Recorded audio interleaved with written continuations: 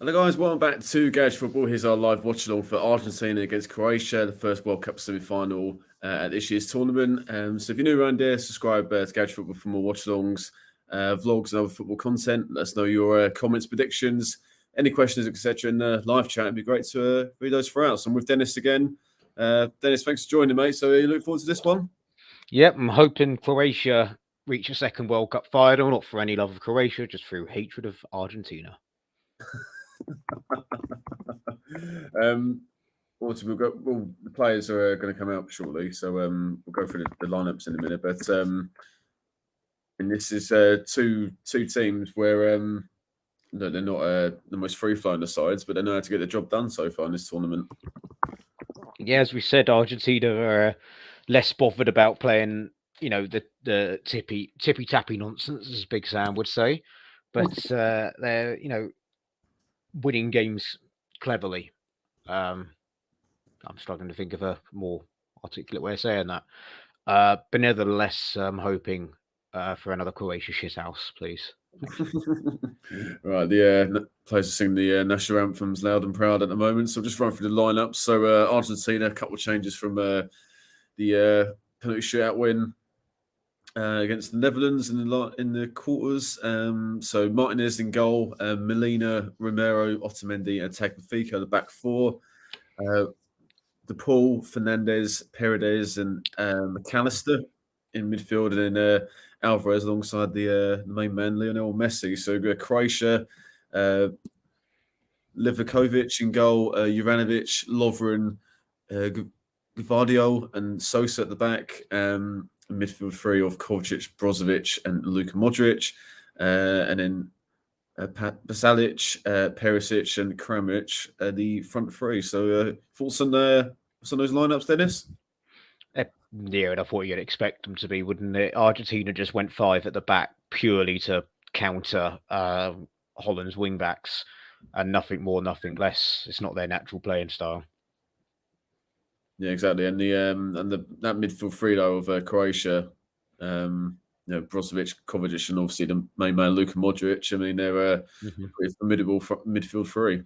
I know, when it's the number one rule in international football is never underestimate a team whose players' last names all end in the same two letters. Look at, for example, Bulgaria, Germany, 1994. Every one of those players ended in ov. Yeah, all of these end in ick. We had learned the hard way in 2018. Never underestimate them. Their last name ends with the same two letters. Yeah, so you expecting I mean, to be honest, I'm expecting more of a sort of cagey affair, especially to start with, because Croatia have got through their last two rounds, haven't they, on penalties or in extra time? Yeah, I mean, and with the exception of us in 2018, their World Cup knockout games since 1998 have all been won on penalties. With the exception of ours in the semi-final. There's a stat for you. Yeah.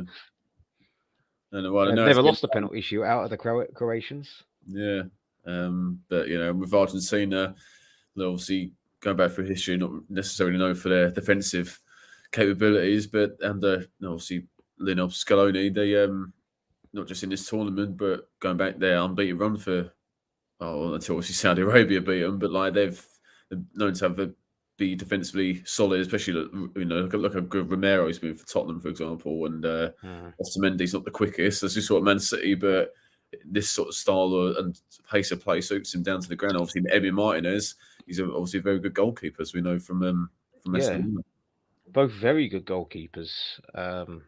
Playing. I mean, the only keeper of the tournament. I know Golden Gloves is, I think, isn't it clean sheets, which is a bit ridiculous for a World Cup because you could be brilliant but yet concede every single game. But if it's based on performance, it's got to be between these two keepers and Bono of Morocco. Yeah, would be a bad shout at all.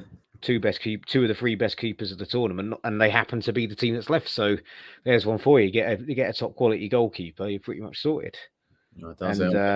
It does also help when the referee's bias in your favour, but we'll might get onto that later. Oh, okay, we're underway. So obviously you're watching it on your laptop. So I'm on ITV Play. I've just got the lineups coming out at the minute.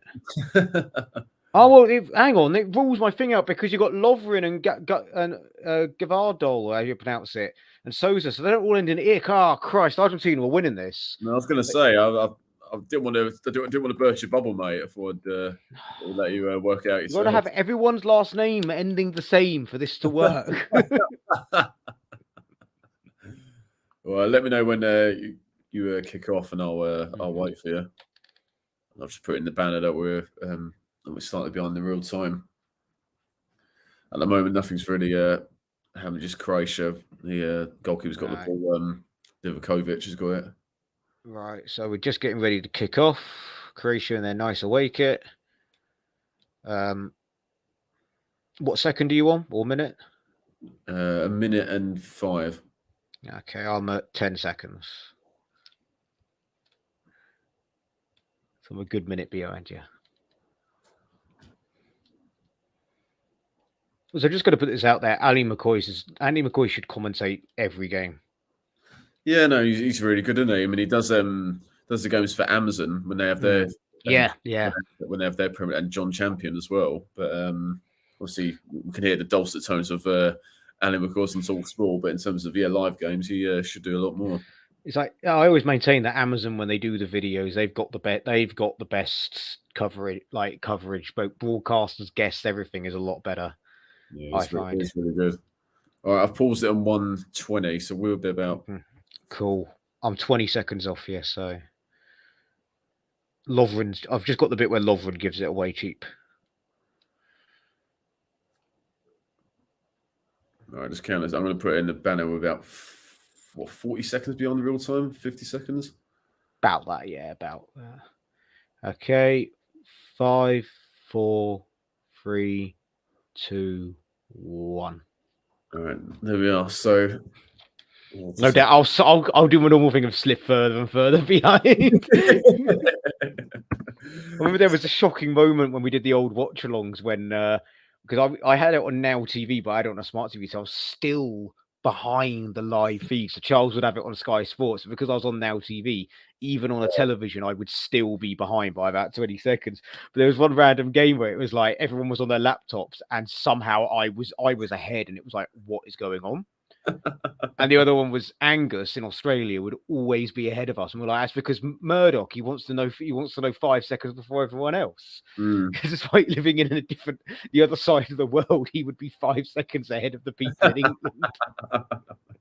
Watching it on live television, and he's on a fucking stream. Okay, unbelievable, mate. Well, so far it's been Argentina have got them penned back in their half, which is going to go out on a limb. I think this kind of would be what Croatia want, though. You know, this is how they've played, with the exception of Japan, and when they needed to attack against Brazil, they've constantly done this, just sat back and let players knacker themselves out. I mean, I managed to catch extra time between Croatia and Brazil, but did you watch all of it? Or I watched the second half. Yeah. And you would message me and the boys about basically how Croatia's shit house there. Like, Brazil should have been 4-0 up. Like, it was mental. Their keeper kept them in it, and they put Croatia FM'd them more than I've ever seen in real life. What, just the defensive and just defensive, and like you said, it's like the game you don't play it. You look at it like, oh, that was a shot result, and you look at it like the little team had 3 shots all game and scored twice. Yeah. It's one of them. Like they had the XG is like 0.2, and then your one is 2.2 or something. Yeah. So I mean, like Brazil were all over them. You know, Richarlison had an injury, as did Neymar. I think if they were fully fit, I reckon they would have got the breakthrough eventually. Yeah, and it just so happened that their goal was both a moment of magic and ridiculously scrappy, both at the same time. For Brazil. Yeah. But yeah, and then when they needed to attack, they just had an absolute unit up top, just bullying the Brazil defenders. Thiago Silva got totally buoyed off by him. But yeah, if there was any justice in the world, Brazil would have won that one comfortably. Like they totally outplayed Croatia. Yeah, it did seem it from even extra time, but you know, Croatia now to get it done, didn't they? So you got to admire them for that. I mean, there's talk of Southgate possibly leaving England. Who would come in? It's also, oh, it needs to be an English manager. No, it should be foreign. I'd throw money at this Croatian lad. Is it Dario Srna that's the manager? I know it's a player that was a good player. Yeah, I think so. Yeah, was he at Shakhtar for like a million years? Was that someone? 1 second. I think there's a right back with a very, very similar name who played for Shakhtar. Yes, that's who I'm thinking of. It's not. No, it's someone called Zlato Dalic. I see. There was me thinking it was one of their former big name players, but it's someone I've never bloody heard of. Yeah, I mean, the height of his career was playing for Hajduk Split and Velez Mostar in Bosnia. Yeah. Yeah, exactly. He's only ever played in Croatia or Bosnia. Yeah. But yes, I think it might have been the manager before him. Like I know Igor Tudor was the manager. Igor Stimac has managed them. Basically, a familiar trend of just ex-defenders from like the like the 90s and total Nike era. Yeah. But honestly, I'd turn around and be like, this guy clearly knows how to play tournaments. I'd maybe offer this guy the money, but, throw money at him and be like, look, come coach the England boys, please. I don't want Southgate to go, just putting that one out there. Yeah, if he were to go, he might want to go himself. I mean, I wouldn't. I'm not too hung up on the England manager being English. I'm not too hung up. I mean, I think, although I hold Sven in better regard than most people I know, granted, but I just think we haven't had the best examples of overseas managers because Capello was not suited to international football. No. But it's not even just Southgate. You look at who else has done well from an English point of view. Terry Venables. I actually think Glenn Hoddle was quite unlucky as well. Hoddle was sacked for non-footballing reasons, which tells you everything you need to know. Not defending what he said or did. I'm just saying he wasn't sacked for footballing reasons at all. And the players that loved him ahead of his time. Both as a player and a manager. Good point. Yeah. I mean, I'm not really big on hate. Take the faith healer out of it. Monstrously ahead of his time tactically. Monstrously playing, Yeah, as I was saying, less said about Steve McLaren. Yeah, Steve McLaren's reign, the better. So that he doesn't give a good example for English managers. Again, Martin O'Neill should have been England manager in 2006, hands down. Yeah, that was ridiculous. Him or Alan Kirbishley for me. Yeah, it's just showing that Dalic on screen. Yeah, he's done a fine job again.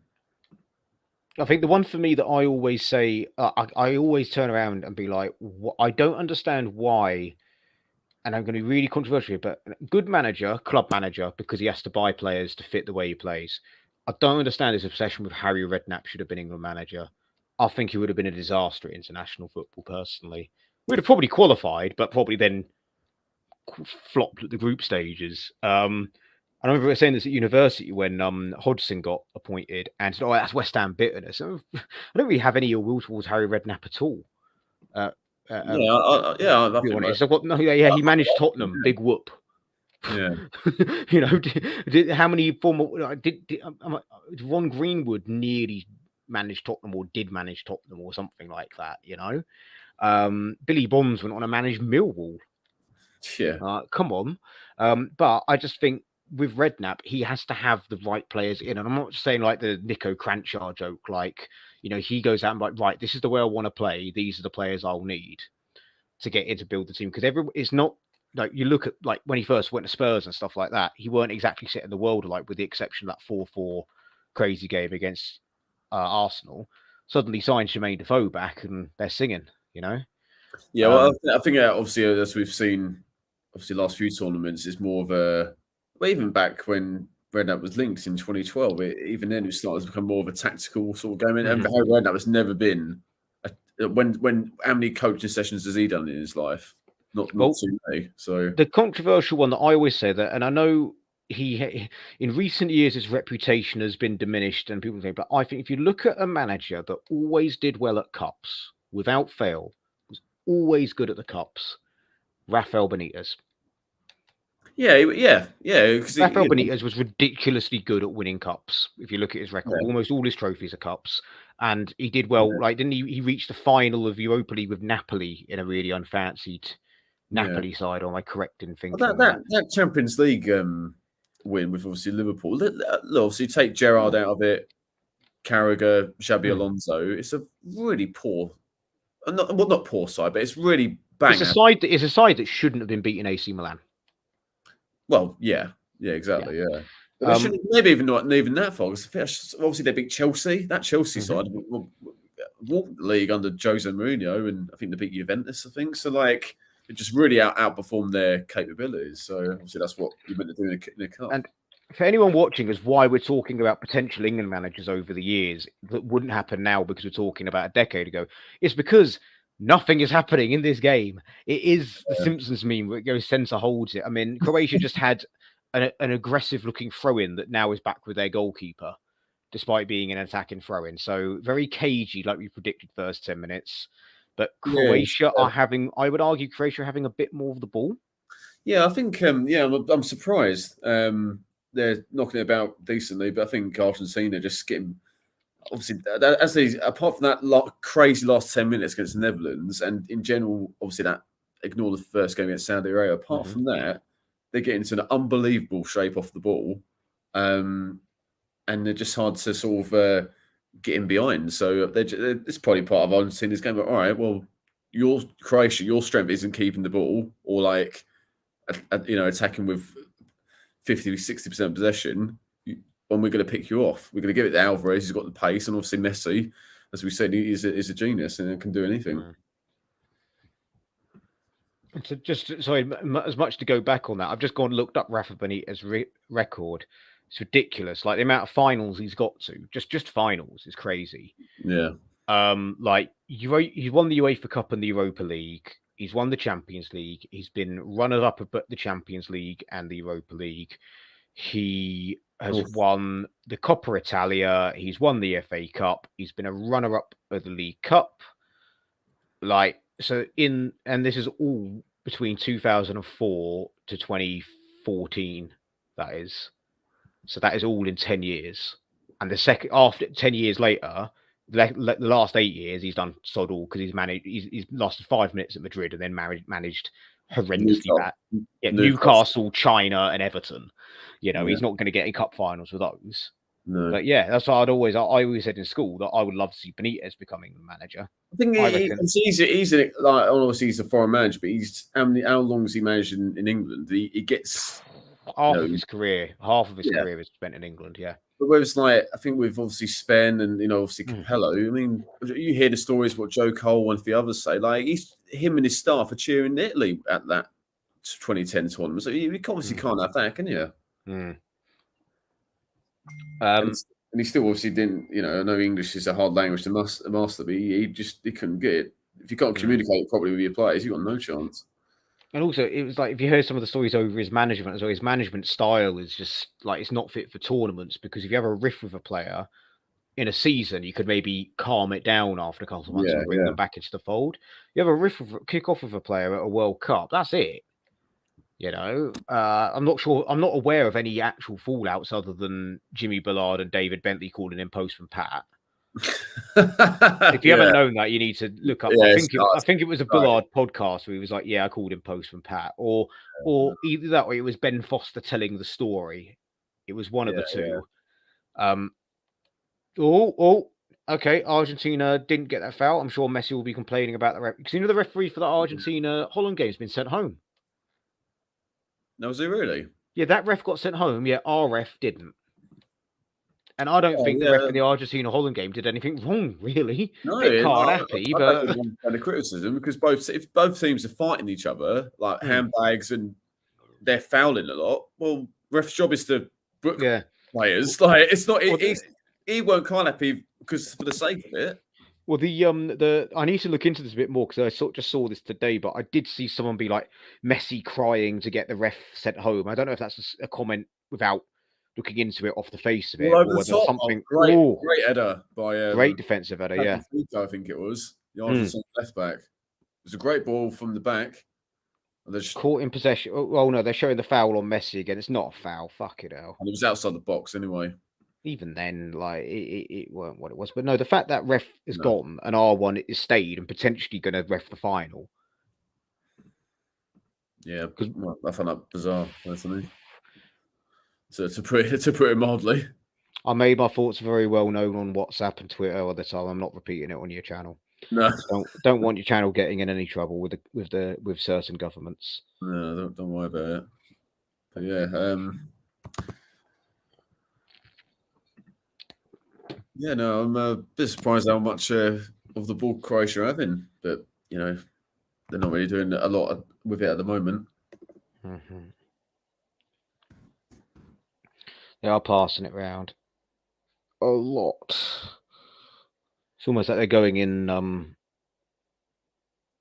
It's like they're going in pentagons almost. Yeah, it looks that way. That's a better ball forward. He's Modric. Come on, he's 37 now. He's still running in the midfield. He's Modric. He's still doing well. Gets it to the right. Cross comes in. Corner. Yeah. They're the bodies in the box, including Perisic, who, despite being a winger turned defender, is actually very good with his head in the box. Yeah, he is. Yeah, and obviously Kramaric. Was he the one who was at Leicester for? Yeah, Kramaric was the one that had an absolute mental season in either Croatia or Ukraine. I can't remember. And in January 2014, like, was linked with half of the Premier League, and everyone was like, "What happened?" And he ended up going Leicester in summer and doing very little. Yeah, I was going to say, corner comes in, but taken short. Cross comes in, back post. Lovren's there, and it goes wide, and it's a goal kick. Lovren, I wonder if he's protesting the Disney Channel under his shirt. What was that about? You haven't heard about he instead of being cancel culture, he decided he would try to motivate his followers to cancel Disney because of their evil inclusion and LGBT, like, you know how they're changing like Little Mermaid to be black and stuff like that. Like, yeah, he was pretty upset with that and announced that he was cancelling Disney because of it, and told all his followers to do the same. Hashtag cancel Disney. It didn't catch on, believe it or not. No, I'm not surprised. I'm pretty certain he also spoke in favor of the Russian government initially with Ukraine, but then backtracked. Like, he's had a bit of a bad year as Lovren. Just focus on the football, Dejan. Yeah. Right, I mean, the fact he plays in Russia might be a bit like he was told to say. I don't know, but yeah, like Croatia is opening up a little bit for them. A better ball. Kramaric has got it. We've just spoke about. Plays it to Juranovic. Oh, very well intercepted.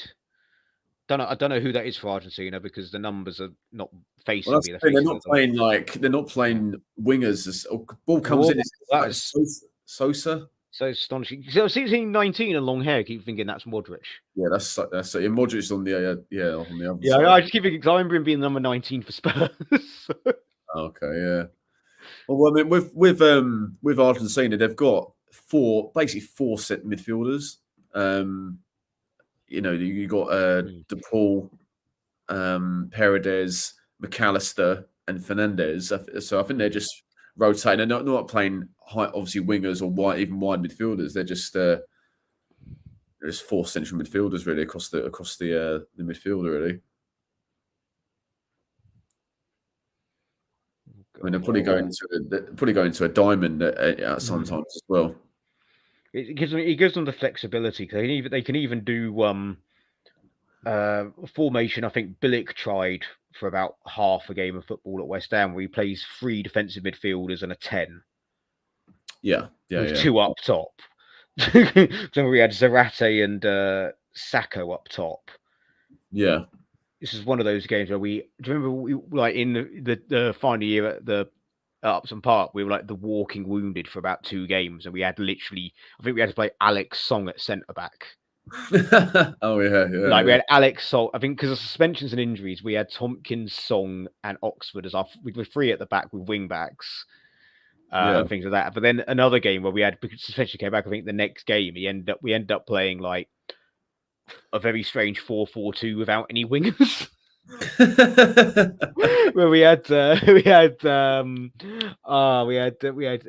Noble Kouyaté and I think Song playing sort of a holding three.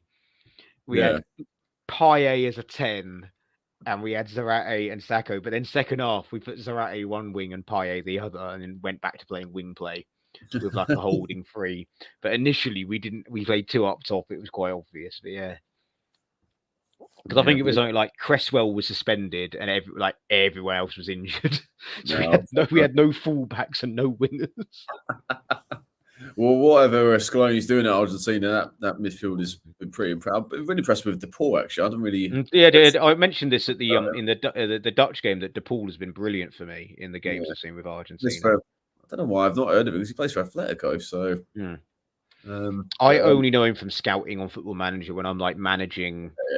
I'm managing like Austria, Vienna, and it keeps suggesting that I should look at him, and I'm like, I don't have £71 million in the account or his release clause, and it says he has no interest. So why do you keep suggesting this to me?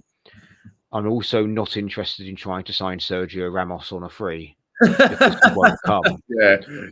This is the problem when you go to shit like not good leads. You can't really get the right scouts, and not only being not the best scouts, they also recommend you players that are just they're not realistic. Yeah. I'm managing the fourth best team in Austria. Yeah, exactly. They're not coming to me. But no, it's been really all action to Paul, so I'm expecting the same thing. But obviously we know from Brian McAllister's been really good. I think for obviously Brian and in this World Cup for Argentina. So yeah, Fernandez and Alvarez obviously doesn't start a lot of games at Man City, but he's really highly rated, and you can see why. Really, and obviously Lionel Messi. Don't need to say any more than that. Here's Otamendi bringing it from the back. First time Argentina have had a bit of possession for the last sort of 5 minutes or so. Let's see what they can do with it, if anything. Plays to Romero of Tottenham, of course. That's a good ball forward. It is Alvarez. Messi takes it from him. Good flick. Messi. Oh, tries to find. I think it is McAllister he's trying to find, but well intercepted. And it's Kovacic rampaging forward. The good tackle, is it? Oh, great challenge in the end. I think it was Fernandez in midfield won the ball there. He had to win it. Kovacic was running ahead of steam there. Yeah, well, they're trying desperately not to foul Messi. This game's starting to liven up a little bit. Midway through the first half. A few one touch. That's good play there by the Argentines. Oh, it's not cleared though. Not cleared at all, but it's gone. That's good. I had that down as a corner, but it's goal kick. It's not particularly well cleared at all by is that Vardio? Is it with the face mask? I think it is. Yeah, he's the one with the face mask. Yeah, he didn't clear it well at all, and they got away with I think the clearance ended up back off Messi. Goes for a goal kick in the end.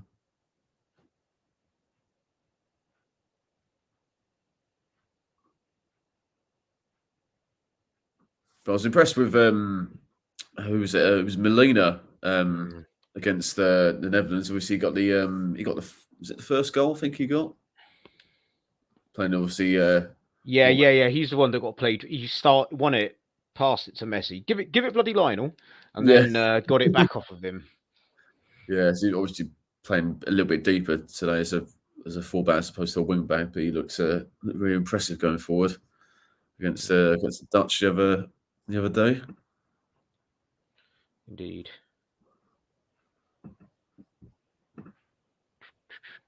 Middle forward by Sosa for Croatia.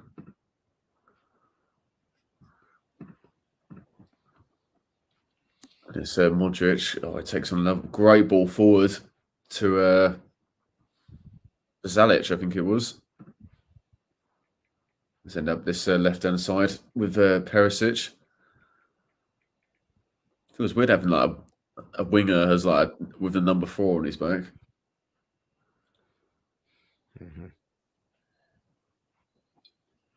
Oh, it's Molina, sorry, for Argentina.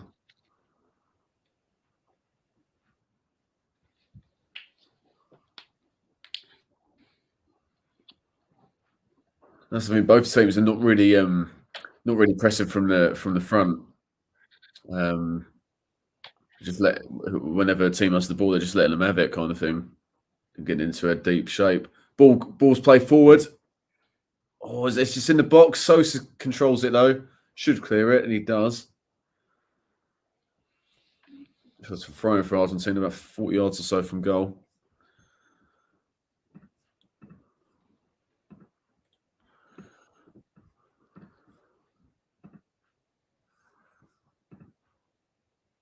All right, ball's play forward.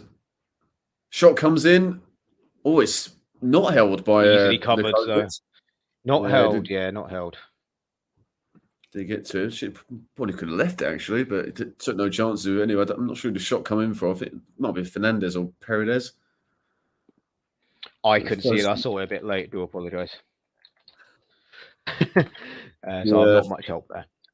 No, so the first real shot I can remember really in this opening 25 minutes. So good ball. Looks to be the right pass to Kramaric, but just fell short.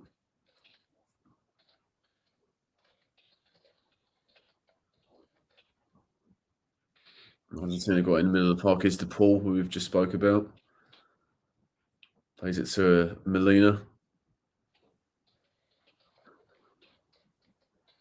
Tries to find Alvarez. Alvarez does win the ball back. Wins it from Perisic, as well played by the striker. But it's in the end, it ends up with Lovren. Oh, it's not the best touch by Juranovic. Does keep it in play, though. Oh, that's not a good ball. It's intercepted. McAllister's got it. DePaul. Messi's got it. It's surrounded. He fouls, but Kovacic does brilliantly there. He's still got it, Kovacic. There's a chance here. God almighty, yeah. Oh, he did amazingly there, Mateo Kovacic. Oh, and he falls over. Oh, it's a foul. Okay. Yeah, it's a foul by Tagliafico. He had to do something. Kramaric was away then, and he had a number 9 for Croatia's foul there. But what a spin that is by Kovacic. He's done a couple in this game already. He takes past DePaul as if he's not there. And they're just seeing the replay from earlier, and it was Fernandez with the effort. It was going wide. I think it was. It might hit the post actually, but in the end, Livakovic parries it and takes no chances with it. Free kick for Croatia. Not the best angle for a shot. Mm-hmm. So I think it's going to be a cross. Little dink in the get in the mixer, as it were. Modric is standing over it. Still can't get over that, how elaborate the Netherlands, that free kick was the other day. It's going to be a bit more old school with Croatia for this free kick. It's Sosa and Modric that are standing over it. Sosa leaves it. Modric is going to step up and take it. Dinks it in. No, it's not the best ball actually by Modric. It's unlike him. And Argentina should clear it. Should clear it. They do eventually. Also, there's a chance here. DePaul, I think it is. Crosses it. Back post. Oh, it's well headed away. It is by Modric. His free kick wasn't the best, but he gets all the way back there, the number 10. Ends up with an Argentine throw-in.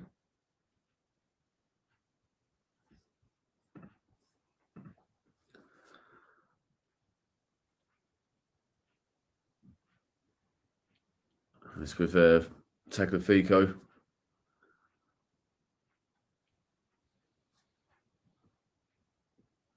Or Ball's play forward to trying to find McAllister, but it goes out of play. Yes, they're both starting to be a bit more adventurous now, aren't they? Yeah, something a bit of a cagey affair. They're obviously trying to feel each other out, but most of the players are getting a touch on the ball, but no real penetration. It just showed the replay again of that effort by Fernandez for Argentina, but a bit of a cagey opening half. Well, 20 coming up to 29 minutes now.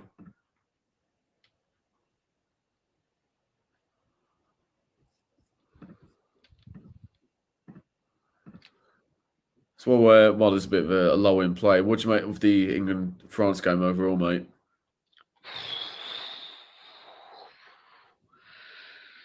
Well, Well. I can't see, having looked at some of the replays and supercuts of the ref, I can't see how people can't, like, it. Referees can't be that bad. There's one where Saka has two men both take him off his feet, and he implies he got the ball, and then a midfielder then tries to challenge to stop the break, and he blows immediately aggressively for a free kick. I'm sorry, there was a definite bias, and fair play for Harry Maguire to at least sort of half saying that. He stopped short of saying something. It's like that old thing in Football Manager. It says, "Well, that won't get you a fine." Like, he stopped short of saying what he wanted to say. But yeah, like, I refuse to believe a referee at that standard is that bad, and consistently that bad in favour of another team. Yeah, no, it was really poor. But what about how England played? I think I'm obviously we're all disappointed, but like I'm not. When we get knocked out, we're like, oh, what's going to happen next, or we're like questioning our future or whatever. But I don't really get the sense of that, to be honest. After I mean, as I said, it was that was very lively from Modric there, just liven us up a little bit. Croatia on the attack. I'll come back to you in a minute. To get out wide, Croatia are opening up Argentina a little bit here. This is something I've not seen them do all World Cup. Perisic crosses it in. Oh, just goes over. Yeah, just goes over. Yeah. Oh, he's asked for a corner. No. I don't know. The height on the ball maybe possibly suggests there's no way he could have messed across up that bad, but you never know. Yeah, I think he's got a case, judging by the replay. Yeah, I think but looped over Martinez for what has been given now as a goal kick. But the one thing, my only complaint with England is that we left the subs way too late. I mean, bringing on Jack Grealish for like 2 minutes, I don't understand it. Oh, Argentina are in here. Oh, someone's in. Check the keeper. It's cleared off the line, but is that a foul on the player by the goalkeeper? Yes, he's given a penalty. Yeah, I think it is. Yeah, is it Lovren? Yellow card for the goalkeeper. And it's Alvarez. That's down. Yeah. He's pointed immediately to the spot. I think it's the goalkeeper's been booked. It could. The camera's focusing on Garvidal. Yeah, they are. Yeah, he's now getting another card out. It looks like for someone. Yeah, Livakovic. No. He's been booked. He's the one that's been booked. He's taken one to the nuts by the looks of it. Although that could just be stalling for the penalty. He looking like he's booked Kovacic as well for dissent. Yeah. I have to see it. Right, it is the replay. So a good move. I think is whether he was offside is the question. He's on. He's so on. But yeah, that's a clear penalty. That's the goalie. Yeah, that's a stonewall pen. Like, just completely takes him out. Yeah. Oh yeah. Well, equally, it's kind of like he can't disappear into thin air. But yeah, it's just whether he was offside. I think that's what Croatia were protesting, was him being offside. Yeah, exactly. Well, Lionel Messi is going to take the penalty, of course. He's got a mixed record with pens, Messi. Oh, we said that before the Holland play, didn't we? Yeah, we did. Yeah.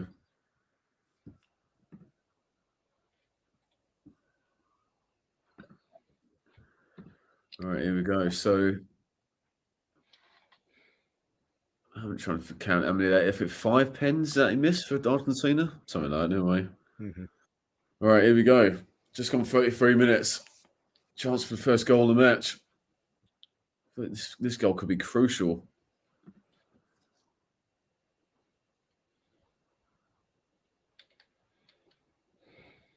Martinez in the goal. He can't even look at it. He's looking the other way. He's looking towards the crowd. Anyway, here we go. Messi's going to step up. Messi. Oh, what a finish that is. Yes. What a penalty. Take note, Harold Kane. Sorry. Hello, Russ. That's an awesome pen, that is. Sensational. I can't really say Argentina have deserved it because no team has played particularly brilliantly in this first half. It's Argentina to get the goal.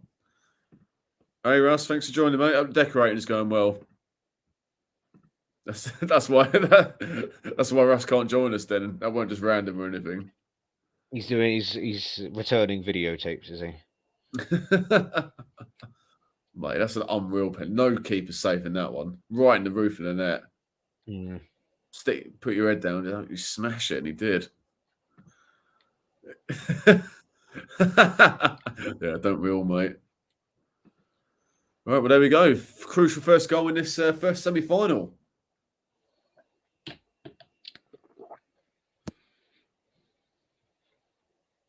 I think for me, as I say, it's hard to say that any side deserves to be ahead, but I think Argentina, when they've had the ball, have looked more of a threat than Croatia. Croatia probably had more of the ball, but they haven't actually done a lot with it, I'd say. Mm-hmm. Yeah, I mean, like I said, I thought it'd be the way around. I thought it would be Croatia would have less of the ball but make more of it. You know, because that's kind of how they played against Brazil. So interesting to see the roles reverse a little bit. You know, are Argentina going to shithouse the shithouses? Quick, someone phone Javier Mascherano, get him on the pitch. Get Mascherano. See, little things like that, like just those little kicks of the ball away to wind up the Croatian defenders. Someone about like they've instilled this isn't like Argentines for me are known for sort of diving and theatrics and trying to intimidate the referee, not for the little wind-up merchants. That's something I would probably expect from a Croatia or a Germany. Yeah, you know, they've got that bit of nous and know-how, which is in tournament football.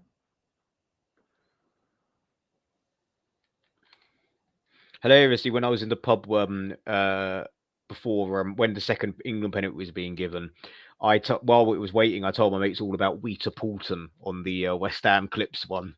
The referee is currently watching Teletubbies. So I was like, it's actually quite accurate to this bloody ref, is what I kept saying.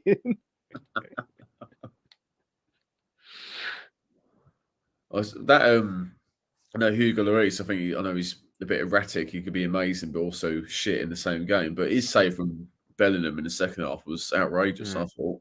Yeah. And like what people forget is at 1-1 we hit the post, and Saka, like any other day of the week, Saka gets a bit more of his toe to that ball and it goes in the bottom corner. Yeah, and is it Maguire with the header as well? That's when Maguire hit Maguire hitting the post. Yeah, like another day of the week with possibly 3-1 up or 3-2 up before that second penalty is given. I know it's like checks and balances. Like if that goal goes in, well, that attack doesn't happen later on. So, but that's what I was saying. The performance wasn't bad. It's just like I think there's only ever been 3 games in my life where I'm like, no, we've been completely conned by the ref here, and that is Lyon at home for West Ham versus Arsenal when we had about 20 goals disallowed. Well, we drew 3-3 with a Carroll hat-trick when both Payet, Antonio, and Carroll all had a goal disallowed that day. Could have won 6-3. I was just like, one was for offside, and it was like, how the hell is anyone offside? I remember watching it with Johnny, you might remember from karting, the one with the glasses.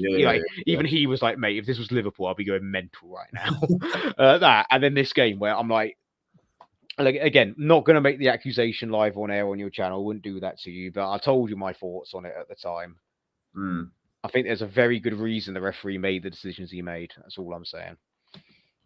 No, you're not the only one, mate. Anyway, so Croatia corner coming up. What time this would be to get him an equaliser and bounce back straight away.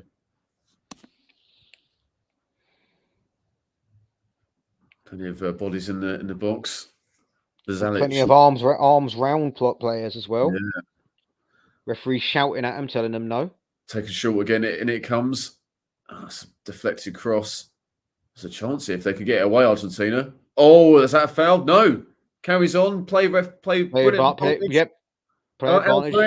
Alvarez. He's still got it. Oh, what's a goal! Oh my God. All right, I'll give my hats off. Alvarez. Alvarez, that is. Alvarez is living up to the hype that people were giving him on Twitter. Also, it's happened again. I'm definitely at least 2 seconds behind you.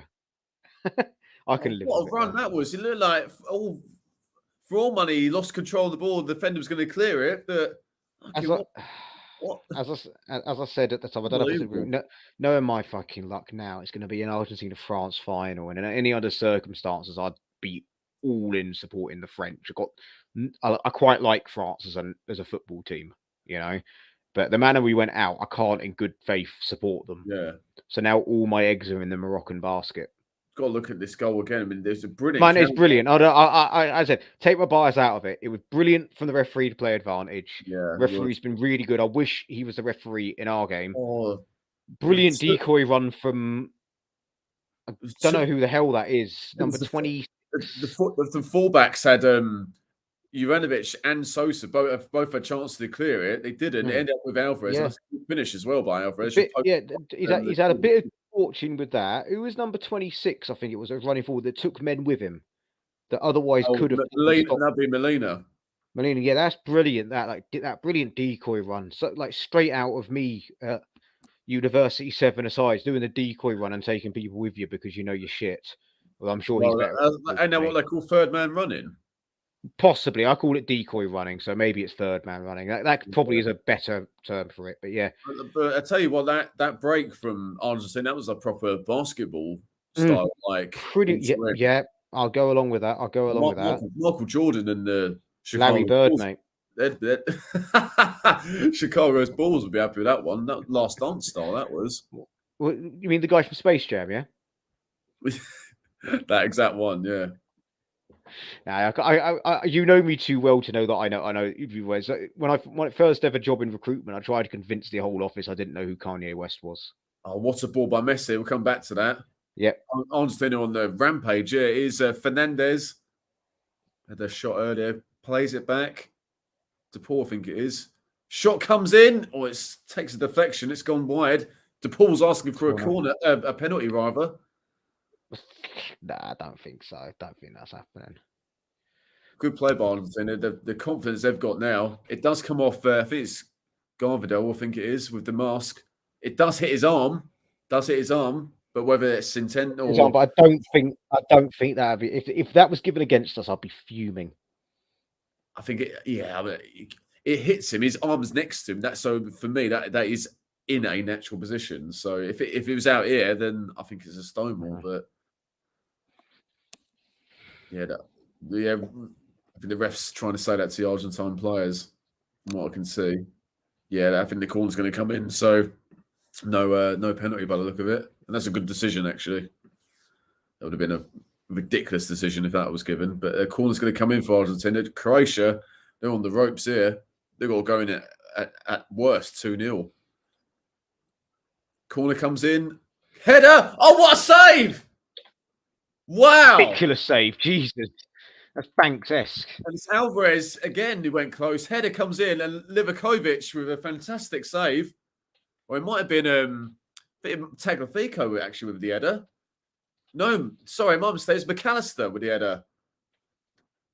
And Livakovic dives to the left and did well to tip it around the post as well. Luckily, no one was running in.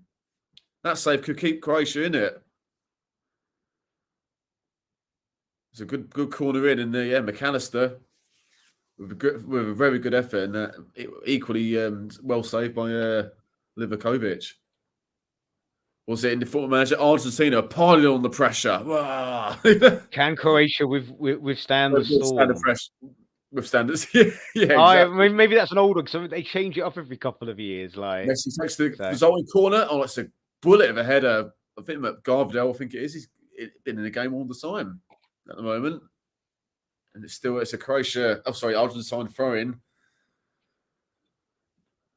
deep in Croatia's third.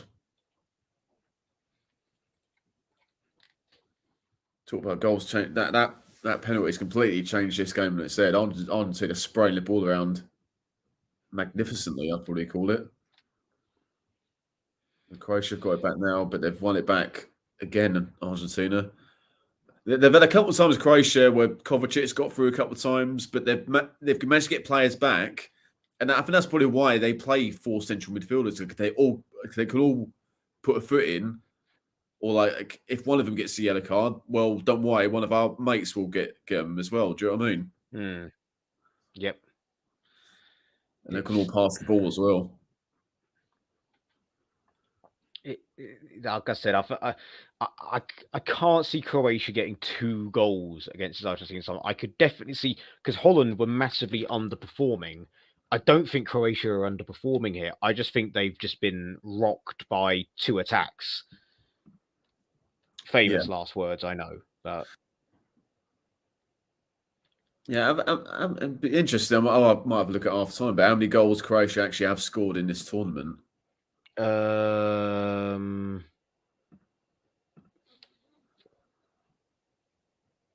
6. So they've got 4 against Canada. They've got nothing against Belgium and Morocco. They've got 1 against Japan, and they got 1 against Brazil.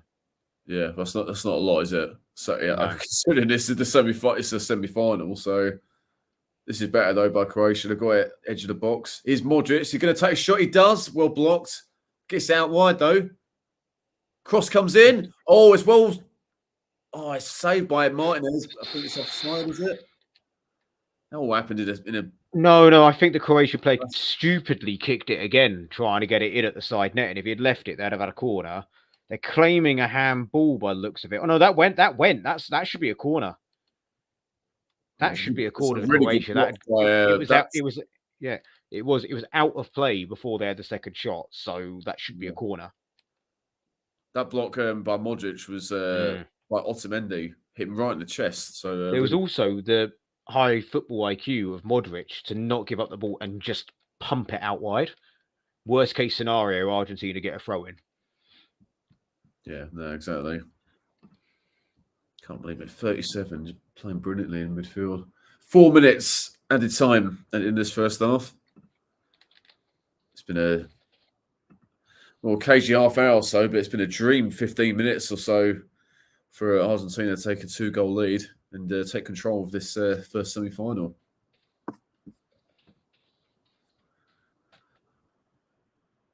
I can't wait to see the replay of that Alvarez goal. I mean, that was something else. That was. I want to see that again. I mean, yeah, it was like they'll be having that dribbling skill. They'll have that as like the Mark Lawrenson option in future years. I'm like, that's it. Yeah. Alvarez versus Croatia. What when he hit against 2 defenders? We ran out of money. we ran out of money. Well, no, at least he actually ran. No, but it's more like he lost it a few times. Compare that to the Maradona and Pele. Yeah, it was better than Mark Lawrenson keep up with his knees. I can't keep him up on my knees, to be fair. Like, So well managed there by Messi. Then pass it back to the back. It's Tagliafico, left back for Argentina. Plays it good ball forward to Alvarez. That's the thing. Offers that pace in behind and as well as skill. Alvarez, and it goes out for a throw in. Or offside. No, offside's been given after all that.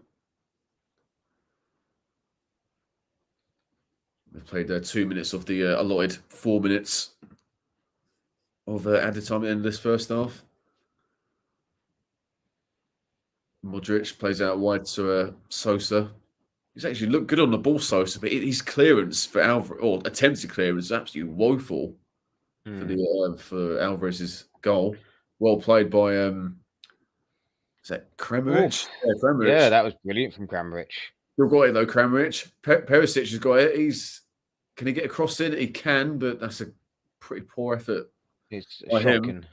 Really, yeah, he's better than that. It goes that straight out for a goal kick. Not what you want with a minute or so to go. Tragic. To show the end of the second goal, Alvarez is a toe poke past the. That's really good composure for running all that length of the pitch. Two attempted clearances against you, and then with the goalkeeper coming out towards you, just pokes it past him. I'm glad they've scored a goal like that and not just relied on a penalty. Yeah. No, agreed. All right, about 30 seconds ago, 30 seconds or so to half time. Martinez is going to absolutely smash this down the pitch. You can't blame him. It's a lovely stadium. Lusail Iconic Stadium is the name of it. Yeah. Still not quite as controversial as London Stadium. No. I think it's not this one. I'm trying to. I'll come back to that. Mm-hmm. The one on the God. Messi. What a great bit of skill that is. Oh, Jesus. Got 3 or 4. He's still got the ball. My goodness. And he goes down and wins a pound. What a brilliant bit of play by the genius that is Lionel Messi. He had 4 players around him at one stage. Yeah. As I said before the Holland game, I wouldn't go as far as to say as I like Messi, but for me, he is the best footballer. Like, he's better than Ronaldo, for me. Yeah, I think, oh, that's clear foul by, who is that? Brozovic. Oh, Brozovic barely had been in it in this first I half. think Right. they're blown for half time. There we are. It's half time. Well, that first half hour or so is a cagey affair, but the last 15 minutes have been a dream from Argentina point of view. I mean, what do you make of the first 45 minutes? I mean, again, based on what I've seen, for me, I think that's the game. I'll be honest. I don't see, like, with the Holland game, I could always think, okay, if Holland turn up and play better, they can get something out of this, because Argentina didn't. They look quite cagey. I think that last play for Messi sums it up. Argentina are like, right, we get one more here, it's done. Let's go for it. Whereas Yeah. Croatia, they haven't scored too many goals. I know 6 in 5 games is better than some teams' records, West Ham. But a World Cup with that sort of talent, Croatia have only scored more than 1 goal in a game against Canada. No disrespect to Canada, but Canada were probably the 3rd worst team at this tournament. Yeah. So only Saudi Arabia and Qatar were probably worse than them, I would say. But still maintain the Canadians should have beaten Belgium, by the way. But yeah, well, it's going to be a big ask for Croatia. It was a penalty. It was the first goal in. Messi with a brilliant strike.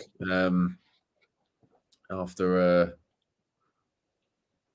can't even what actually happened for the first passing it round. Yeah. Croatia looked the more attacking of the two as well. Yeah. But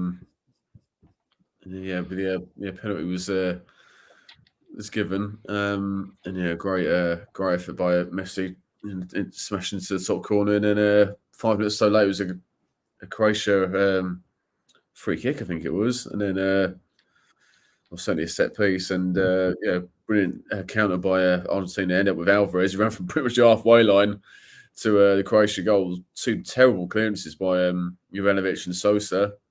And after all that effort, he kept his composure brilliantly and to stick it past Livakovic. And they're in there, certainly in the driving seat, aren't they? Certainly. And after all the heroics their goalkeeper had pulled off in the group stage, in the game against Japan as well as Brazil, he's sort of their undoing, because once they went 1-0 down, Croatia started attacking, and they caught him with the second. Yeah, definitely. I've just flipped through because I can't remember how the penalty was first given. It was Alvarez. He was involved in the first goal. Obviously, got the second goal. Yeah. Second out by the. I mean, by in hindsight, like, as much as okay, it's a foul. If I'm the goalkeeper, what am I meant to do in that situation? I try and make myself big and make him go wide. He won't go wide. I've now got to disappear into thin air. Otherwise, I'm giving away a penalty. Yeah. I do have some sympathy with the goalkeeper. I think a booking was harsh. I know he's the last man, everything like that, but what is he meant to do in that situation? Jump out the way and go, go on, mate, score. Just go on. You go ahead. So I reckon if that's not a World Cup game, that might not have been given. Personally, I think there might have been a VAR check and be like, oh.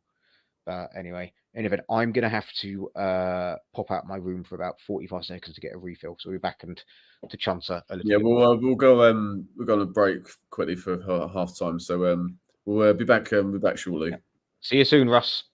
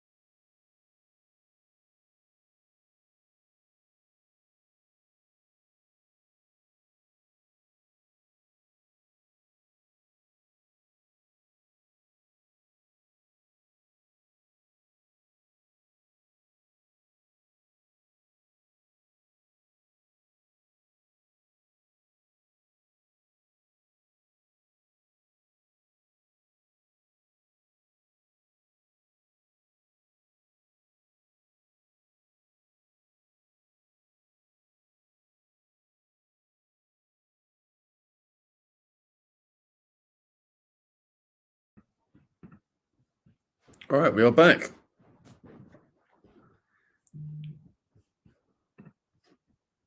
You got to unmute yourself, Dennis. I say I'm pretty sure there was a in the Back on replay. Zoom. The replay of the short corner they took before the goal. It looked like Alvarez got a very small block in on the initial cross, which makes that goal even more spectacular. You know.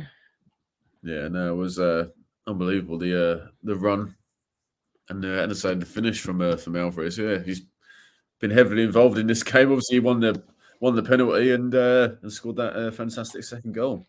Yeah, both goals really good. I mean, as much as you can turn around and go, "Oh, it was a penalty," but it was a bloody good penalty. Again, like I said before, I just can't see Croatia coming back personally. Yeah, well, okay. Well, what do you think they've got to do? Because the only time they've looked a real threat was when they won the ball, and Kovacic a couple of times did really well in the middle of the park, but then Argentina would get a block in, or one of their midfielders would do a Fernandinho shithouse foul kind of thing. So, what do you think they need to do second half to get back into it? I mean, within the realms of possibility, I don't know really. I mean, if they bring on another striker and go a bit more attacking, they'll leave themselves open at the back with this Argentina side. Yeah. They rode their luck against Brazil, but Brazil just couldn't finish for anything, whereas Argentina have done it twice already. Yeah. So I think, I mean, if I was Croatia's manager, I would just be like, you know what, screw it. Bring on Petkovic, go all out attack. You know, if you get one early on, Argentina might start worrying. If you look at the games like Australia, and then although Holland, it did happen. Once they conceded, they did start to get a bit of the yips, you know. So that's what I would do. But I just, even if they do go more attacking, I just see them being caught out of the back. I just see Argentina are just in their groove. This is the first game that Argentina have done what you would expect them and Brazil to constantly do. And a lot of people would have expected this to be Argentina versus Brazil in this semi-final, but it isn't. And as a result, you know, my as of Saturday night nightmare of a France-Argentina final is looking more likely. I'm just going through BBC's live blog, and Alan Shearer's on 5 Live tonight. Obviously, this game's on ITV. He said Alvarez ran from the halfway line. Messi managed to get the ball to him. There were 2 or 3 defenders ahead of him. Not one of them could get the contact on the ball that they wanted. The ball fell to him not once but twice, and then he just clips over the goalkeeper. What a run and what a finish. Well, obviously, Alan Shearer knows a lot more about finishing, so high praise. And yeah, that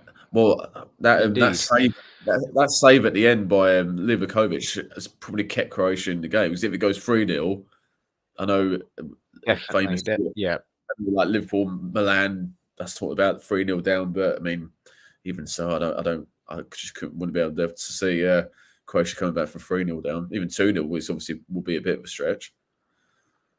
Yeah. They need to go back in time and get Olic and Mandzukic. Yeah, well, I'm just looking at their bench. I'd fancy to get 2 goals.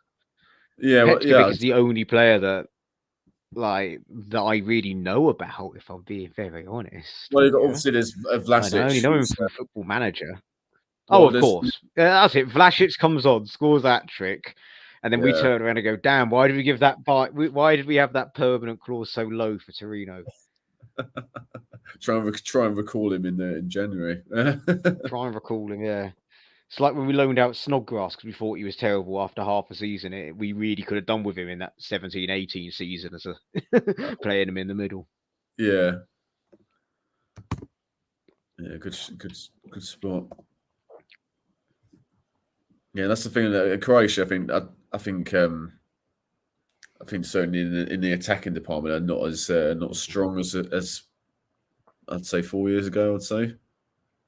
No, and then, for example, without Mandzukic as that focal point, I don't like Kramaric. He's rebuilt his career a little bit in Germany, but he's not. A Mandzukic and an Olic, he is not. I'm afraid. I mean, hell, Klasnic, I think, was a better striker, and he was always the third choice striker. That's a proper throwback.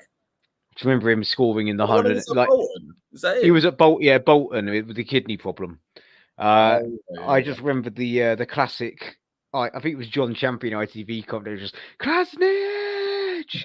Croatia have beaten Turkey in the 119th minute, and then Yeah. Roostu was in goal for Turkey as well. Euro 2008. Right, players are out for the second half. As in the first time, we're a little bit behind the real time, about 40, 50 seconds or so. Modric is looking more and more like Mackenzie Cook in Pirates of the Caribbean. Oh, so the Caribbean, he does actually. Like Yeah, as this tournament gets on. Orsic is coming. Okay, tell her like I know who Orsic is. We should all know who Orsic is. Yeah, He's the one that scored the Thunder Bastard. Orsic and Vlasic are on for Right, they're going for it. They've taken off so I think they are going for it now. That's two wide attackers they brought on. Yeah, Although Vlasic actually probably better down the middle, but you know what I mean. Yeah, I suppose they had no choice. And plus, like, even if it wouldn't be a surprise if they made those Champions League if it was 0-0, because apart from a couple of set pieces and a few of those darting runs from Kovacic in the middle of the park, haven't really tested Argentina at all, have they? So yeah, 2 subs half time to see if it makes any difference for the Croatians.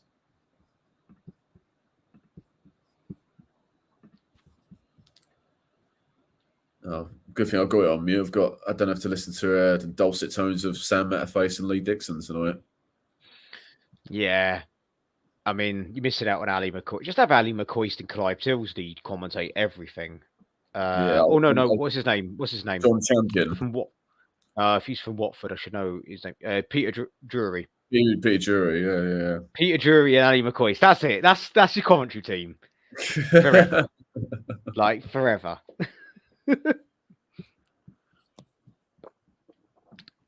Sorry, Martin. Time to go. No more Martin Tyler.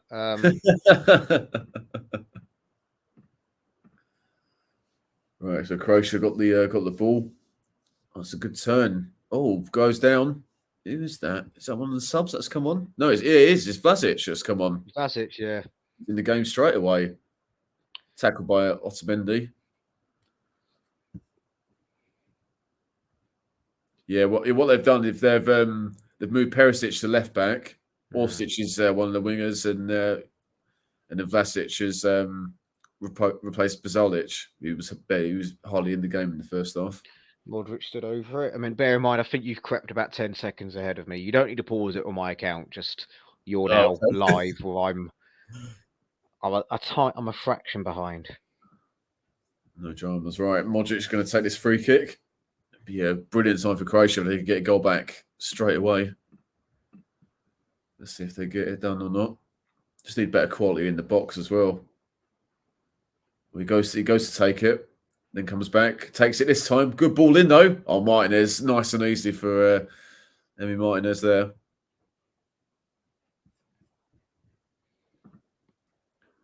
That's why Emi Martinez takes it quickly as well. De Paul with another fantastic touch, number 7 for Argentina. That's something. The midfield for Argentina just outperforming the midfield 3 for Croatia at the moment. I mean, Brozovic barely touched it in that first half. He needs to get on the ball a bit more.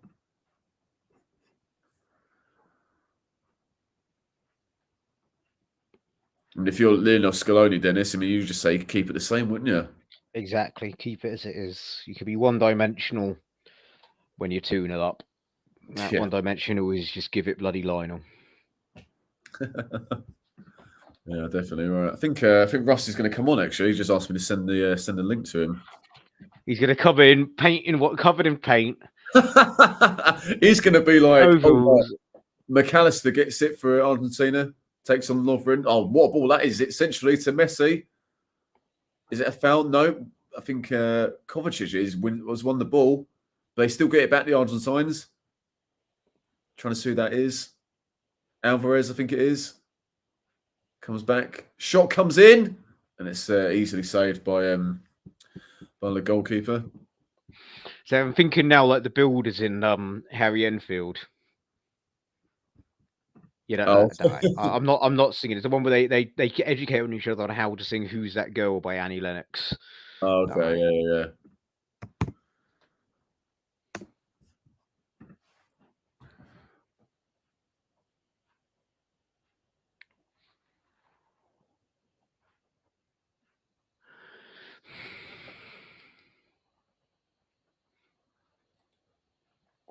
The R9 is in the crowd tonight.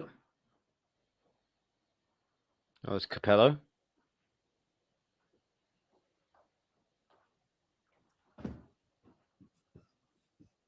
So who did you see in the crowd? Because I saw Fabio Capello.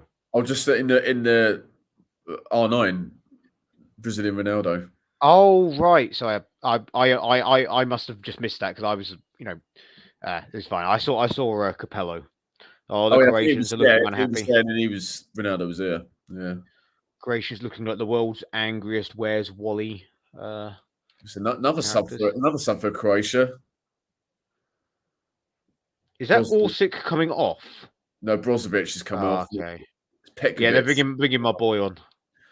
Petkovic. Oh, he's a forward, isn't he? Petkovic. Forward, yeah. Again, FM20 bargain, absolute bargain. Not surprised that Brozovic has gone off. He's had a quiet game, so that's 3 subs already for Croatia. So I think you got to do something. Well, they definitely have. They just got to create more, haven't they? Need to obviously. And when they have got it in the final third, the quality's been awful. So need better quality in the box. Because you'd fancy. I mean, that's what the Netherlands did against Argentina. Hang on. Oh, nearly. Sorry. They had who was it? De Jong and Weghorst. Weghorst, who technically got the hat trick that I predicted. And they just went old school, get the ball in the box. The delivery was sensational. And then obviously they got back in the game, and I think Croatia, by the look of it, are going to try and do a similar thing. I think that's what Dalic is certainly going to hope for anyway.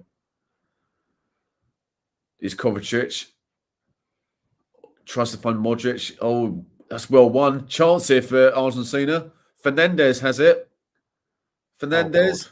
Oh, it's well won back by